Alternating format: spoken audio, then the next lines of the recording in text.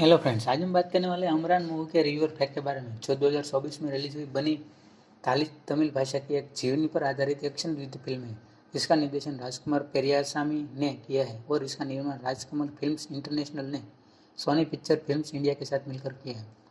Amran movie में आगे बात करें तो इंदु रेबेका वर्गीस अपनी बेटी हर्षिया मुकुंद, ससुर वरदराजन और सास गीता वरदराजन के साथ अशोक चक्र प्राप्त करने के लिए नई दिल्ली जा रही है, जो मरणोपरांत इंदु के पिता मुकुंद वरदराजन को दिया जा रहा है, यह कहते हुए कि वह हमेशा अपने प्यार के साथ एक लंबी दूरी के रिश्ते में है। वह उसकी कहानी सुनाना शुरू करती है। इंदु चेन्नई के मद्रास क्रिश्चियन कॉलेज में अपनी स्नातक की डिग्री शुरू करती है, जहां मुकुंद के उसके सीनियर है। कई कॉलेजों के मॉडलिंग करने वाले कई प्रतिभागियों के बाद इंदु को एक एक्शन शो के लिए एक मॉडल के रूप में चुना जाता है, जहां उसकी एक मॉडलिंग कार्यक्रम में उनके कॉलेज प्रतिनिधित्व करेगी। शुरू में वह जाने से मना करती है, लेकिन मुकुंद उसके सहायक के रूप में उसे भाग लेने के लिए अपने फैसले पर पुनः विचार करने के लिए कहता है। अंततः प्रतियोगिता जीतकर वह मुकुंद को धन्यवाद देती है। उनके बीच प्यार पनपता है। कुछ ही समय के बाद वे प्यार में पड़ जाते हैं और डेटिंग शुरू कर देते हैं, और अंततः सिंधु को पता चलता है कि वह भारतीय सेना में शामिल होना चाहता है।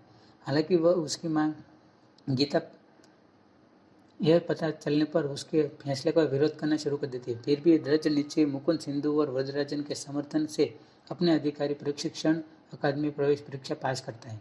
बाद में वह सिंधु को वरदराजन परिवार से मिलवाया जाता है। वो तो उसकी मां तुरंत नाराज हो जाती है और अपने पिता और दो बहनों के विपरीत शादी के प्रति अस्वीकृति दिखाती है।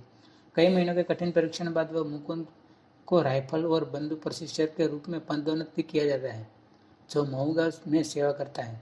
इस बीच जब सिंधु अपने परिवार के सामने मुकुंद के प्रति अपने प्यार का इजहार करती है, तो उसके पिता जॉर्ज वर्गीस को और उसके दूसरे बड़े भाई दिब्बू गुच्छा और अनिच्छा दिखाते हैं, क्योंकि वह एक तमिल था और वह भी एक आर्मी ऑफिसर। तनाव तब बढ़ जाता है जब जॉर्ज द्वारा अपने कमांडिंग ऑफिसर को यह रिपोर्ट करने पर मुकुंद क्रोधित हो जाता है कि उसकी बेटी मुकुंद से प्यार करती है। आखिरकार उनका रिश्ता टूट जाता है, जिससे सिंधु नाराज हो जाती है।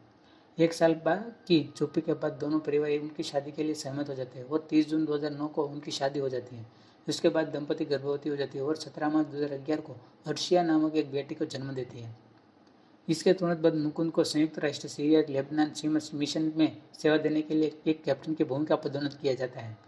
उसके बाद मुकुंद को 18 अक्टूबर 2012 को पिछले कंपनी कमांडर मेजर मिथुन मोहन के स्थान पर 44वीं रेजिमेंट में राष्ट्रीय राइफल बटालियन में तैनात किया जाता है।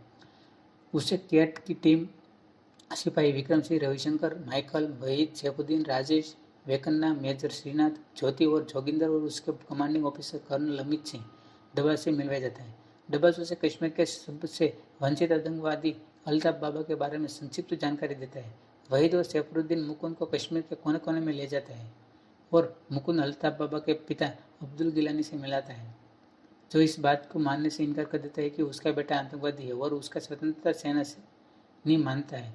मुकुंद अपने इजहार को बचाते हुए आखिरकार चला जाता है। कई महीनों तक जानकारी जुटाने के बाद मुकुंद और उनकी कैट टीम जून 2013 को नागरिक में द्वारा गई पत्थरबाजी और कठिन लड़ाई के बाद आखिरकार अल्ताफ बाबा को मार गिराया। मुकुंद की बहादुरी और वीरता का जश्न उनकी पूरी टीम मनाती है, लेकिन वह कर्नल से सेना पदक लेने के लिए इनकार कर देता है। उसके बजाय वहीद या जोगिंदर की सिफारिश करता है, क्योंकि वहीद ने कश्मीर में उसका मार्गदर्शन किया और जोगिंदर ने एक आतंकवादी को मार गिराया था, जिससे मुकुंद ऑपरेशन के दौरान अल्ताफ बाबा को पकड़ पाया था।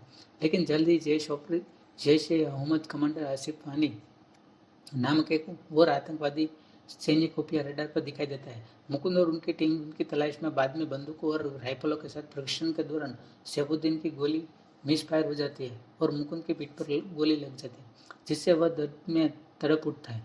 मुकुंद अपने ससुर की देखभाल में केरल जाने पर जोर देता है और सुझाव देता है कि सैन्य अस्पताल में देखभाल से अधिकारियों को पता चल जाएगा कि सैफुद्दीन की गोली मिस फायर हो गई है, जिसके कारण उन्हें उसे नौकरी से निकाल देना चाहिए।